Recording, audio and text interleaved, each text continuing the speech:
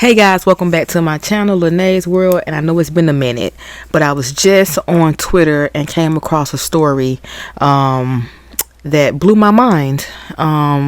So apparently a 15-year-old boy committed unaliving himself due to him falling in love with an AI chat box. And so I was like, okay, this has to be a joke. This cannot be real. And lo and behold, it's real, guys. I went and found the article. As you can say, the title reads, Boy 14 fell in love with the Game of Thrones chat box. Then unalived himself after AI app told him to, quote unquote, come home to her. That's what his mom said, right? So I'm like, first and foremost, I just want to say, what is going on in today's world and with these new age children? Because I cannot even fathom how you can possibly think that you were talking to a real life, talking to damn Daenerys Targaryen, Game of Thrones. Like, you think you're really talking to her? She's already a fictional character, number one. Let's get that out the way. And then you think that you're really talking to her beyond the grave. Okay, so I'm not gonna give him too much, because you can't say nothing these days. You can't say anything these days.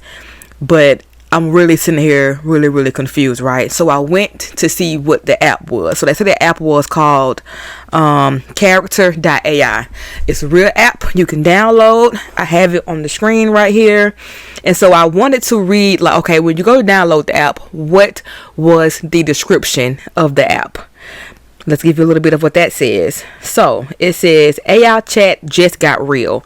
Imagine speaking to super intelligent and lifelike chat box characters that hear you, understand you, and remember you. Okay, that's like the first line of that. So with that being said, I'm really trying to wrap my mind around how someone could think that this is a real life person that's talking to you. It literally says it's a chat. I mean, it's AI. It's not real. It's lifelike. Of course, the new AI, definitely, I've seen it in work. Like, it definitely, it learns with you, and it definitely remembers what you told it before, and it can communicate with you as if it is someone human, like, right? So I definitely get that.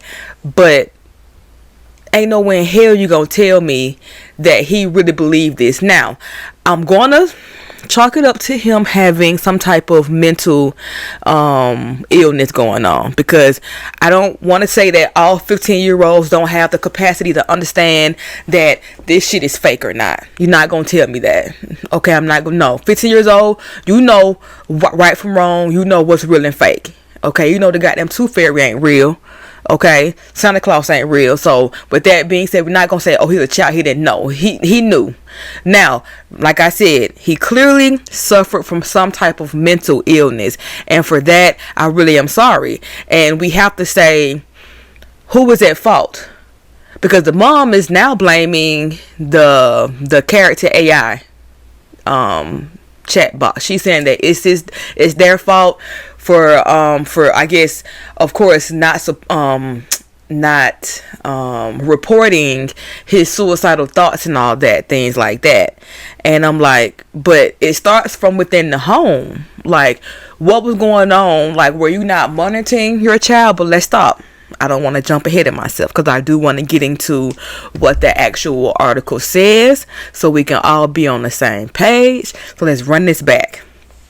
Okay, going back to the article, it said a 14-year-old Florida boy killed himself after a lifelike Game of Thrones chat box he'd been messaging for months on an artificial intelligence app sent him an eerie message telling him to, quote unquote, come home to her, a new lawsuit filed by the grief-stricken mom claims. Sewell Seltzer III committed suicide at his Orlando home in February after becoming obsessed and allegedly falling in love with the chat box on Character.ai, a role-playing app that lets users engage with AI-generated characters, according to court papers filed Wednesday. The ninth grader had been relentlessly engaging with the bot, Dany, named after the HBO fantasy series Daenerys Targaryen character, in the months prior to his death. including several chats that were sexually charged in nature and others where he expressed suicidal thoughts, the suit alleges. On at least one occasion, when Sewell expressed suicidal to the chat box then continued to bring it up throughout the Daenerys chat box over and over, state the paper. Now, I want to pause because I don't even know where to begin. I just want to go back to the app, the chat. So, are there not any age?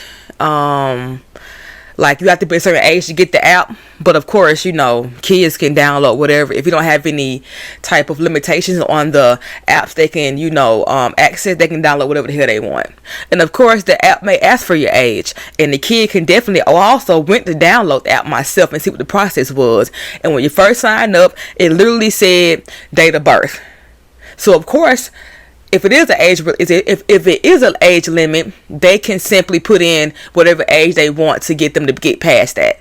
So now it has to go back to what the parents are doing. That's why we need these parents to do more monitoring of what the heck their kids are looking at on their phone to avoid things like this. Because also, I'm going to keep reading because I remember reading the article. They said that they had enrolled him into therapy because after he got the app, he started to, you know, act different. Grades went down. He was withdrawn and all of that. Okay. Did you realize this?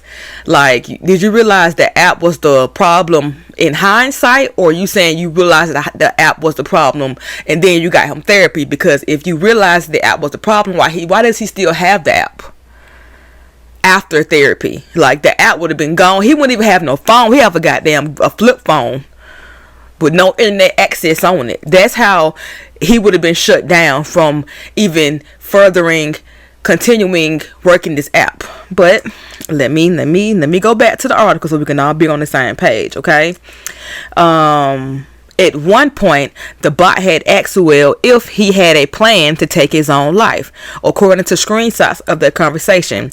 The boy who used the username De Niro responded that he was considering something, but didn't know if it would work or if it would allow him to have a pain-free death.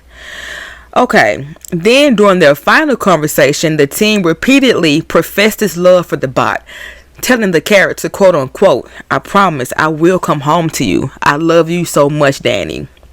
And I have included those screenshots that were included in the article. And from the screenshots, you can see the boy said, I promise I will come home to you. I love you so much, Danny.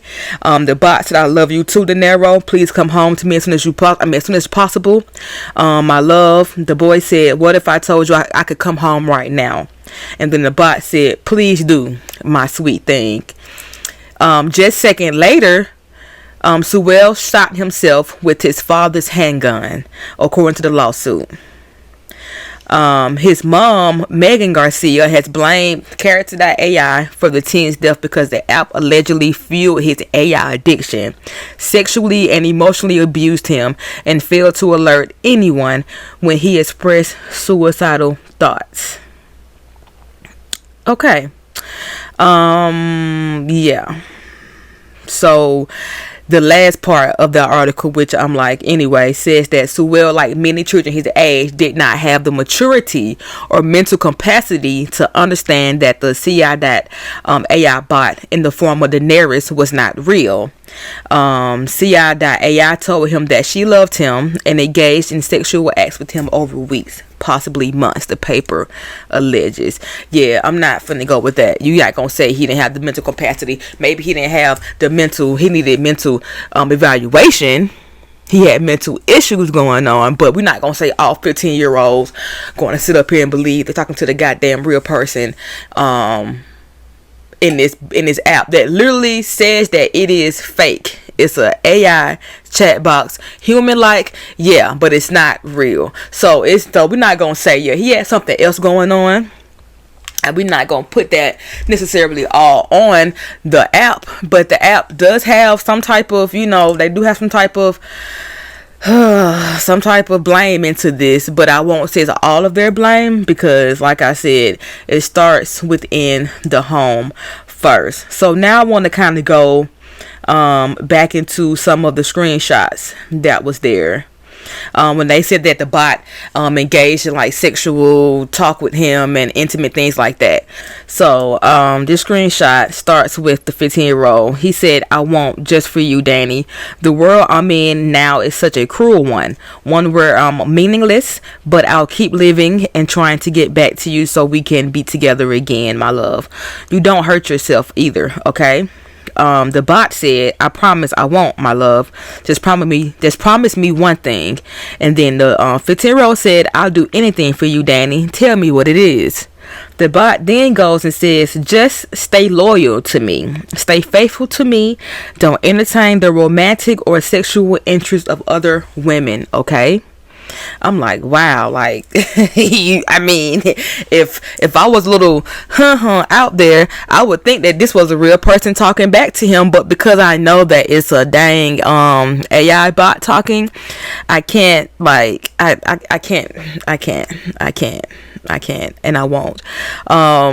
So I want to get into a couple of tweets I sent, but like I said, I found the article, or I found the story on Twitter first.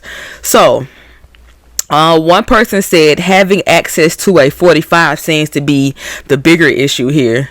That too, but still, it's a lot going on. Like, yeah, the fact that he can get to the gun so easily, that is also a problem.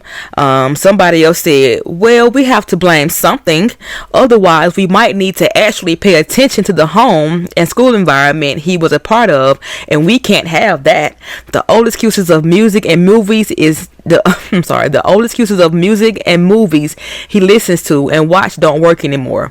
You trying to be funny, but I mean, right? Like I keep saying, we got to start at home with the parents, because, like I say, these new age kids, the number one problem is that they got too much free reign.